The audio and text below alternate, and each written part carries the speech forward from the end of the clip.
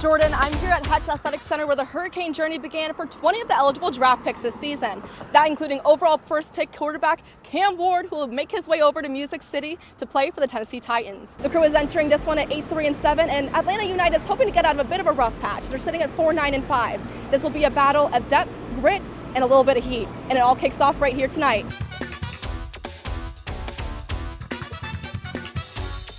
And what do you love so much about it?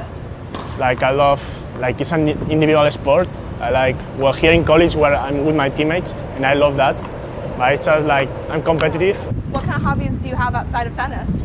I like to spend time with my family, with my friends, and also I like to eat a lot. Well, we're gonna play a game. This was probably popular. You probably pay this growing up. Piedra, papel, tijera. Yeah, rock, paper, scissors Yes. in English. You probably grew up playing that, right? So what I want to do is whoever wins will get to serve. You'll probably have a much stronger serve than me. So let's see how this goes. Ready? There's no way. There is a way. I have to change the plan, yeah. See, at least I'm winning at something here. Yeah. I need to win. I need to win. Okay, got one.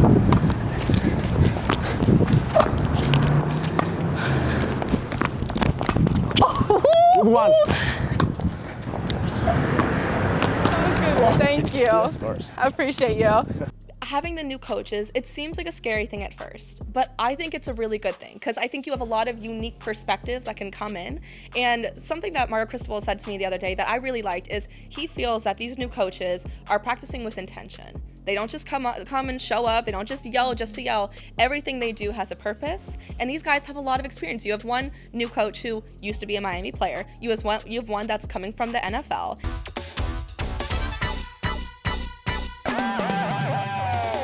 Mia, I have to take a second to appreciate this set behind me because before the picks, the smoke, the swagger, it all starts behind the scene. And ESPN's College Game Day has not been in Coral Gables since 2017, but they are back now for the Sunny State Showdown between Miami and Florida. And I got to take a special look behind it all to see how the show happens. Take a look. In Coral Gables, the energy is different this week, and that's because ESPN's College Game Day is in town. They rolled into campus on Wednesday, bringing 9 semi-trucks filled with technology and stage parts. Aside from all the equipment, an army of around 140 crew members are part of the setup process, ready to bring Miami's campus into the bright lights of college football. Every campus, every location is different, so part of the fun is when we get to new sites, figuring out how we're going to move all the puzzle pieces between sets and all the camera gear and create the village that is College Game Day on each campus. And in front of the cameras, the talent is locked in with stats, storylines, and maybe a little bit of trash talk. And this week's matchup leaves no room for error with the undefeated Hurricanes and their rival University of Florida. It's like a traveling concert. Big stage, we have multiple stages, we have a Zotron, we got speakers, we got everything. And they do a fantastic job. I think the prep stays pretty consistent from week to week, no matter where we go. But the one thing you want to do that you do adjust is you try to immerse yourself in what makes a particular place special. And obviously with the history that Miami has here and as good as the team is this year, it's been pretty easy. We're looking forward to being here. Great storylines for both the Canes and for Florida's struggles made it a great place to be for this week. A new environment, new campus, and changing cities and states every week. But this week, it's all about the U. I honestly just think the Canes are going to blow out the Gators. The Gators have been such a disappointment this year. The Canes have been going crazy. We're winning the Natty this year. Miami, get your rest tonight because College Game Day starts bright and early at 9 a.m. tomorrow before the Canes kick off against the Florida Gators at 7:30 p.m. tomorrow night. Live from University of Miami campus, Jadyn Cohee, UMTV. Back to you. Carter, resilience is a word that is familiar to athletes. However, to the Miami Rattlers, that word has its own meaning. I had the honor of taking a deeper look into the Miami Rattlers.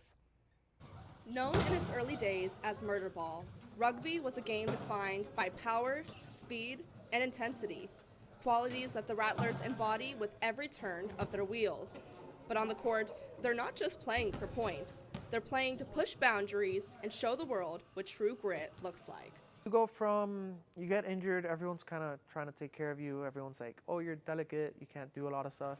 And then you get in one of these chairs and you're chasing people and running down the ball. So you're crashing, you're flipping, you're getting your hands crushed, it's insane. So that whole difference from the regular lifestyle in the beginning kind of shows you, you're not delicate, you can get out there and do a lot of things that you probably didn't think you'd do. One drill this team practices is called rabbit drill, which practices getting the inbound and getting out of the defense.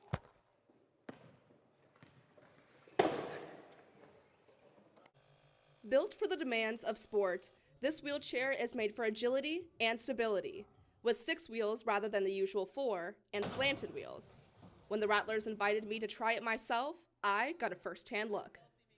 Or you can go in. That's crazy. The sense of belonging and community is powerful for these players, but emotionally, it's not the only benefit.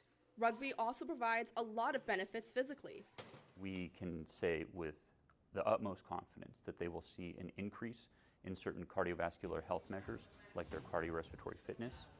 Another great thing about wheelchair rugby is sometimes you have to sprint, and there's a power component to that. But they aren't just content with local tournaments. They have their sights set on a bigger stage, and some team members aspire to take their talents to an international audience. If I could make it out to the Olympics, that'd be insane. That's my goal. I'm training for that, trying to balance it with school and stuff, but one sport or another, I'm going to be in the Olympics. I just actually got accepted to the Team USA developmental team for wheelchair rugby, and it's like a 3-4 day camp that they do at Lakeshore over there where the Team USA trains in December, and they're going to be coaching us and helping to develop our skills so that if we're good enough, we can eventually be on Team USA. Another challenge is the ability to even participate in adaptive sports such as wheelchair rugby. For more information on how to start your journey, visit www.challengedathletes.org. Jadyn Cohee, UMTV. Well, being a Buckeye football player might seem like a year-round job, but during this offseason, several Ohio State athletes got to spend some time away from the gridiron and make some memories that will last a lifetime. NBC4's Jadyn Cohee has the story. The Memorial Tournament Golden Cubs program is dedicated to recognizing the strong spirits of the former patients of Nationwide Children's Hospital. These Cubs are especially recognized at the tournament and receive special access to meet their favorite athletes. The life of a Division I athlete spans 24/7, 365 days a year, especially for the national champion Buckeyes. But for a few days in May, these players got to slip away to Muirfield Village Golf Course to make meaningful connections with the Golden Cubs. All of us, we love the grind. We love to put in the work. And obviously the work, leads to the goals we want to reach. But you got to take time to do things like this. Take time to enjoy people, enjoy great events. Come meet some amazing kids. Where did you come from?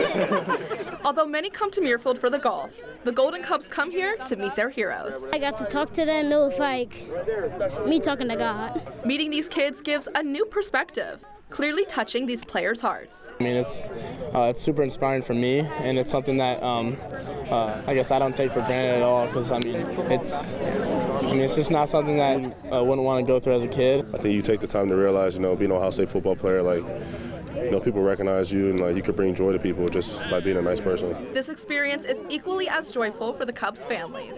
Oh, this is pretty cool. He said this is better than Disney World. He's having a blast. He's sitting here golfing with the Buckeyes. It's amazing.